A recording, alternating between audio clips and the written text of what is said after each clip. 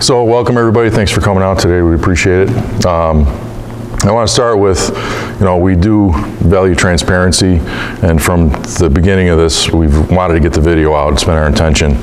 But we do have to respect the investigative and the ongoing legal process. So this was the first opportunity that we felt it was appropriate to be able to release the video and talk about the incident. So that's why we're here today. I also want to say that the officers involved in this unfortunate incident were put in a very difficult position. And we value all life. It's unfortunate when anyone is injured, but the person's actions on that day left the officers with no choice but to defend themselves. The officers were faced with an unprovoked, deadly physical force incident. They performed professionally under very difficult circumstances. This department fully backs the actions that they took on that day, and we're proud of how they performed. We're here to talk about the incident that happened on July 12th of this year. The officers were dispatched to a residence in the 4800 block of Bailey Avenue for a domestic disturbance. As they were responding to the incident, they were made aware that the male subject, 26-year-old Raquel Grant, had 2 active warrants. The first officers on scene were Lieutenant Matthew Labuglio and Officer Aiden Vangeloff. Here's a brief timeline of the incident of that evening. The first officers were on scene within 3 minutes from the time they were dispatched. They attempted to make contact with Mr. Grant by yelling into the residence for him. Very shortly thereafter, Mr. Grant exits the rear window of the residence armed with 2 knives, and he charges at Officer Vangeloff. Within 2 seconds, Officer Vangeloff is on the ground and has been stabbed. Lieutenant Labuglio, who's at the side of the residence, hears the commotion in the backyard and starts to head that way. And that's a view from his body camera. As you can see, Officer Vangeloff's on the ground. He's already been stabbed. Lieutenant Labuglio pulls out his taser. You see that in his hand here, and he activates it. If you look closely, you can actually see one of the lead wires from the taser towards the subject. Simultaneously to Lieutenant Labuglio using the taser, Officer Vangeloff kicks the subject, and he kicks him backwards. And you see he loses his balance. Mr. Grant regains his feet. He does not retreat. He does not drop the knives. And he assumes an aggressive stance, as you can see there. Both officers then transition to their firearms, and they use them to stop the threat of imminent deadly force against them.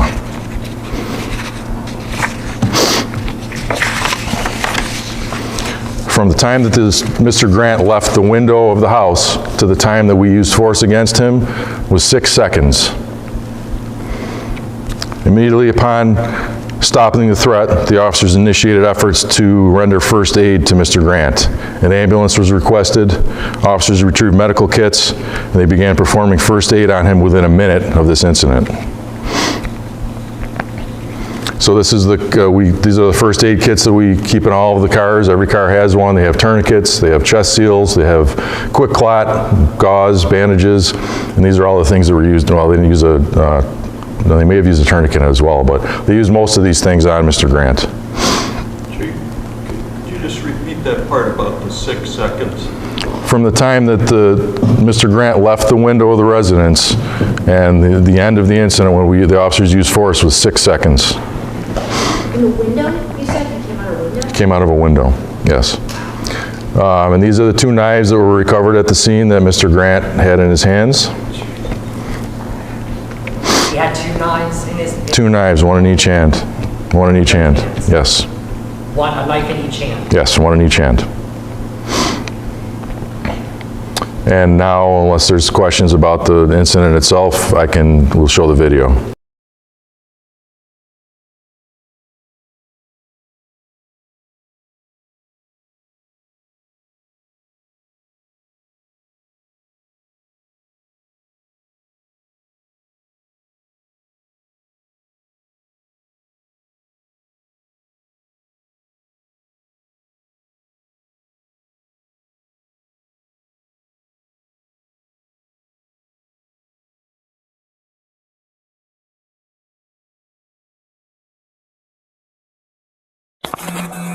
Yeah, well, there is an application that now I have, so.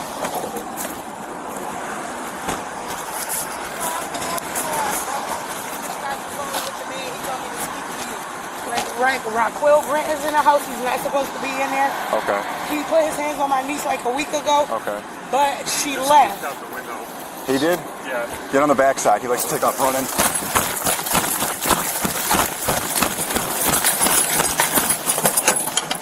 Next reading. There you go. I'm not too far if you want anything to do with service. The garage thing? I don't know. Alright. You might watch the back? I don't know. Come here, baby. You can't do that. 22 radio.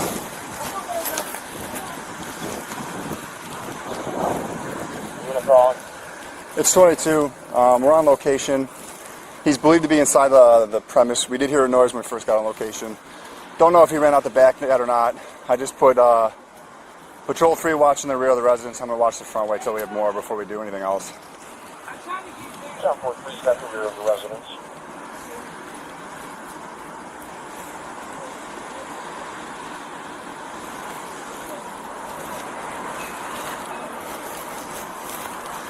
And this is the subject I was thinking about. He likes to run and hide. Down 4. And when you get a chance, can you confirm the possible F2?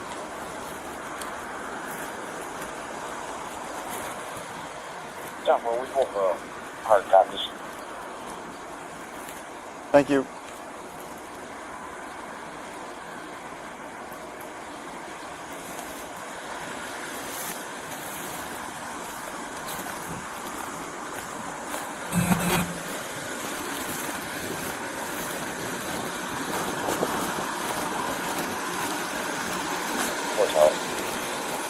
Down.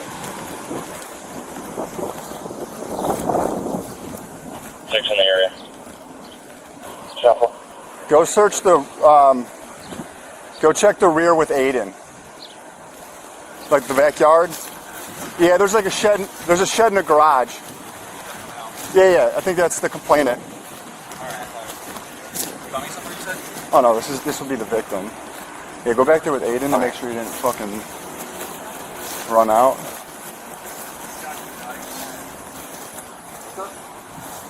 Saying that he's in there with 2 knives with 2 other dollars. Just I'll have you wait out here, okay? Just wait outside. Wait out here. I know. Okay, is he threatening to do anything with these now? He was Okay, just washing dishes. okay. They like he trying to use it toward me. All right, stay on the back. I'm gonna open the door and call him out. Let's. Here. Watch out, man. Here, just back up. I just want. I'll go back with this.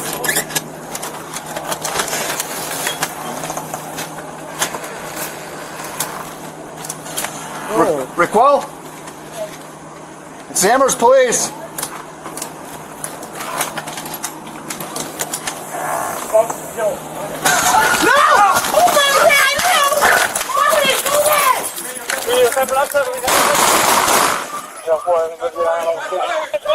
Shots fired. We have 1 suspect down. Down 4, 1 suspect down. Down 4, you must roll. Stay down, Batman. We need to get rid. All cars CPS. We're going to. Don't go towards those knives. Stay away from the knives. Get that med kit, John. Stay on coverage. You got the med kit? He's coming. All right. Keep your hands up. Next officer, we need a med kit in the back. Are you okay, Aiden? He might have got my arm, but I'm good for now. What do you need?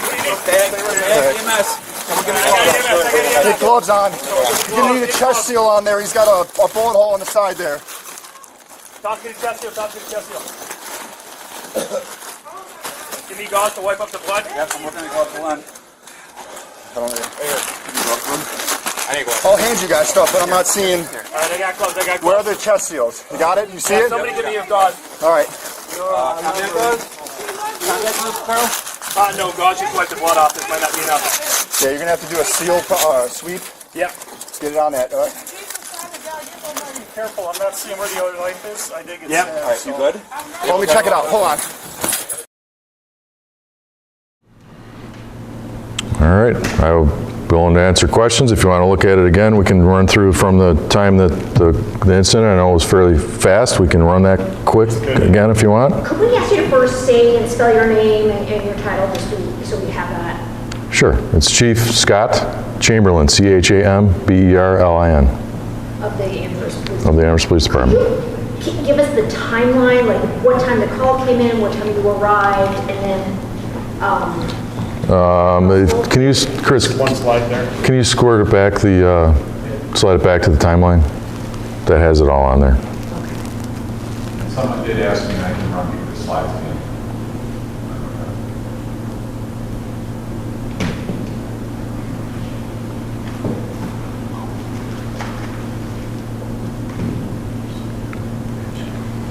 Yeah, can you go back one more too, so I can get the names of the officers as well? And did we have a correct spelling of the suspect? It's on the first slide, or the second slide. That's the other one I didn't get. Thank you. You're welcome. Can you just show the officers' names again? and what was Mr. Grant wanted for?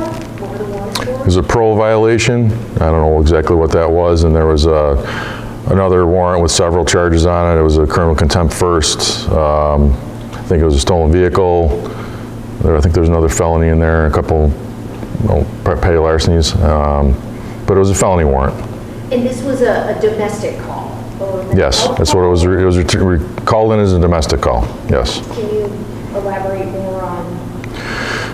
There had been an incident there. I guess they were arguing about something, and one of the relatives, I think, of the victim called and asked us to come out to try to mediate it, and it never got to that point, obviously. Was there like a temporary restraining order or anything? There is an order of protection in place, but it's a non-offensive order, which means basically he's not barred from being at the residence or around the petitioner. He just can't do anything offensive around that person. Can you provide an update on officers, their condition and obviously the suspect as well? Yeah, Officer Vangelov was treated and released from ECMC shortly after he was injured. He's recovering and will be back to duty as soon as he's recovered. Where was he stabbed at? In the arm? The shoulder and the arm. Shoulder and the arm. So he stabbed twice? Yes, 2. That was all really, really fast. Even though you warned us it was 6 seconds long, sitting here watching it ready for it, I almost missed it all. How does an officer react in 6 seconds when two knives are coming at him? Well, it's their training really kicked in. They did an amazing job in that short period of time. Lieutenant Labuglio used his taser and transitioned to his firearm, and that was within about 4 seconds that all that happened. Officer Vangelov had nowhere to go. He was backed up. If you saw the scene there, he was back. Behind him was a fence, and so he had nowhere to go. You can see in the first slide that he had his hand up to say, "Hey, back off," kind of defending, trying to defend himself, but he didn't even have a chance to get his gun out in 2 seconds. So he fell back and was able to kick the Mr. Grant away, which I think obviously helped the situation as well. They both performed amazingly. Like you said, it was in a 6 second time period. A lot of things happened, and they both performed very, very well. Has APD had issues? I know they said they know he usually runs. They're obviously familiar with him. Has APD had issues with him where he's become physically violent? I don't think we've had anything where he's fought with us in particular. I can't speak to other agencies. I don't know that. Would you say this would be almost a suicide by cop situation then, if he's had been violent before? I didn't see it. Seemed like he was trying to harm our officers. I don't think he was. I think that was his intent. If you look at the look on his face, I don't think we can question what his intent was. I have a question as far as the info being released. This happened on Saturday, but it wasn't released to the public until the following week, Monday late afternoon. Why was that? Well, we released some information on Saturday night, just a very brief statement. We wanted to get our ducks in a row as far as making sure that we had all the facts correct before we released anything more detailed. And then obviously, like I said, we have to respect the investigative process and the legal process before we can do something like this where we can release video and answer questions in particular. You did release something on Saturday night. What We put out just a brief statement that there was an incident and an officer and another person were injured. So we did put something out Saturday night. What charges is Grant facing? Any charging questions should be referred to the DA's office. Has he been charged or not yet? Any charging questions should be referred to the DA's office. Is he still at ECMC? Yes, he's still at ECMC. And did both officers fire or just the one? Both officers fired. How many shots? But the officer who wasn't stabbed, he was the one who deployed a taser and fired shots at the same time? Not at the same time. He deployed his taser. He was able to see that there was not a connection with the taser didn't make connection. So then he discarded the taser and transitioned to his firearm. How many shots were fired? It sounded like 5 total. okay, between the two officers. Yes. Any update on the condition of the suspect? I believe he's in serious condition, last I had heard. He was shot, I know, in the side, anywhere else, or? I believe he was shot in the side and also in the elbow. Kind of the elbow, yeah. Did the state AG's office reach out at all? Are they looking into this? I know they We reached out to them that night, and they did come out and working with them. No findings from them yet? No. I mean, usually they just do fatal, right? Yes, we obviously we didn't know what the outcome was going to be, so we did get them involved, just because that's the process. Is there any kind of administrative leave going on with the officers, or? It's very short, just as a course of business. The officer Vangelov is injured, so he won't come back till he's healed up. And Lieutenant Lobuglio is just out for a short time, and he'll be back to work very shortly. What does it say about the dangers of a police officer's daily duties? I mean, somebody's never been arrested before, they show up, and he runs out with 2 knives. Yeah, I mean, I think this is something that we talk about with our officers all the time, that you can't get complacent and you don't know when something like this is going to happen. It could happen in 2 seconds, right? This was a kind of a routine call, and the next thing Officer Vangelov knows, he's on the ground and he's been stabbed. So yes, it's a dangerous job.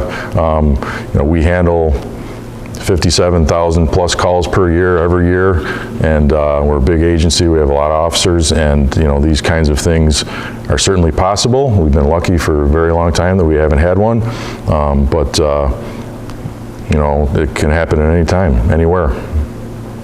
Just one more time, officers mentioned, and you mentioned as well, like Grant was known to the police. In what capacity was that prior knowledge of his interaction with the department? I believe we'd been to the house before. I don't know how many times off the top of my head, but we've dealt with him That's before. what the guys knew, the crew? Yes, yeah, they knew that he had run away before, and it's not a new thing for him.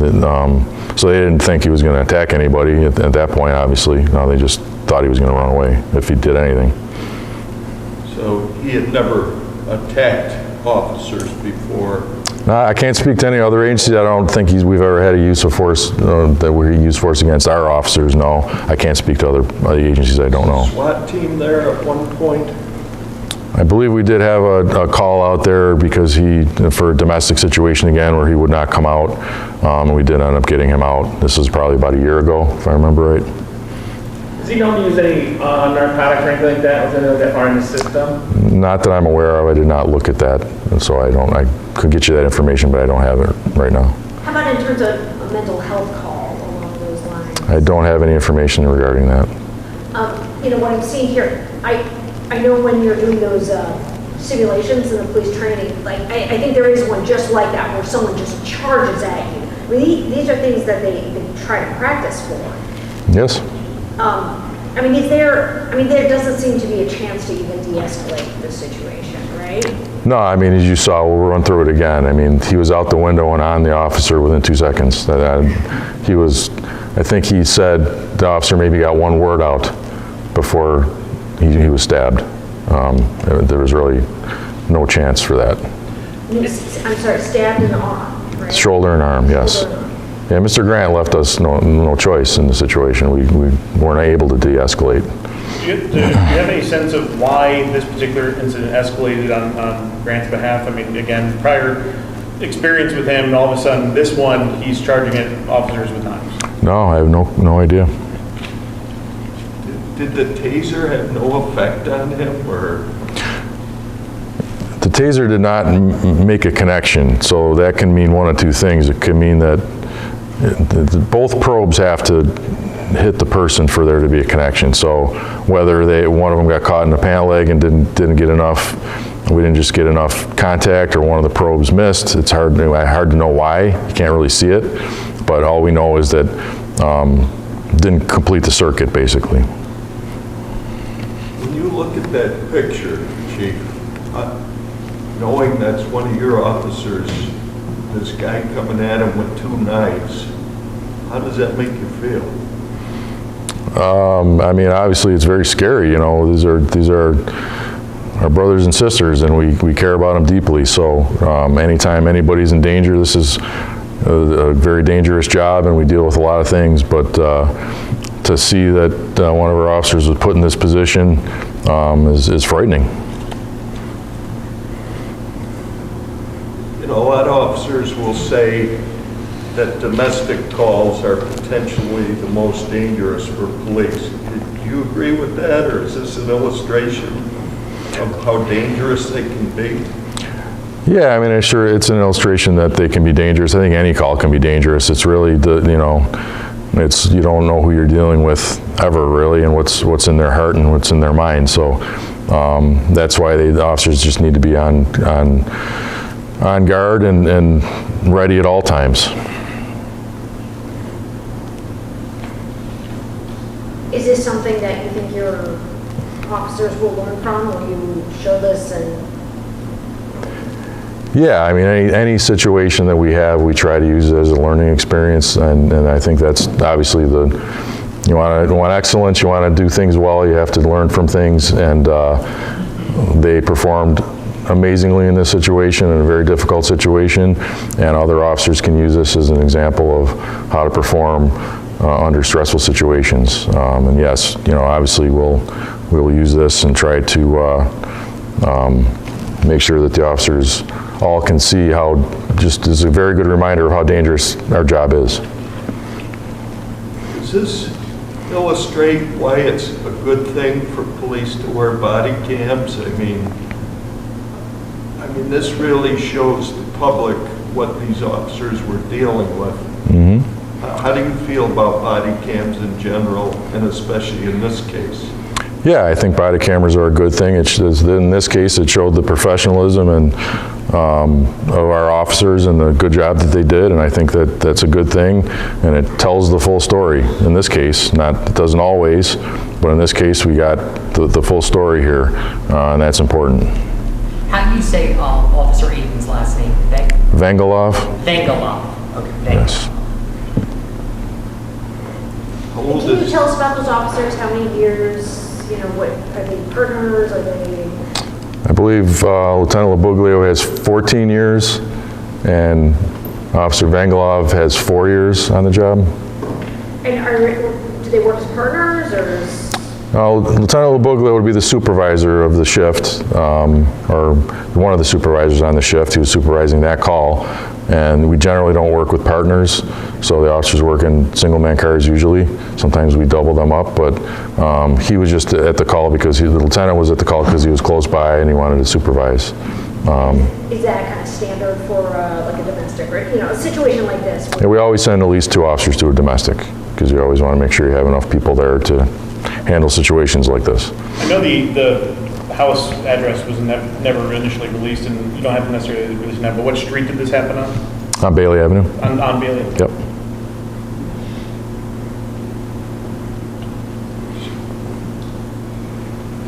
If it's helpful, Chief, I can go through the slides if they need to get notes or anything off the slides. Yeah, that'd be great. Anybody have any further questions? We're good? I'm good, Chief. Okay, thank you, I appreciate it.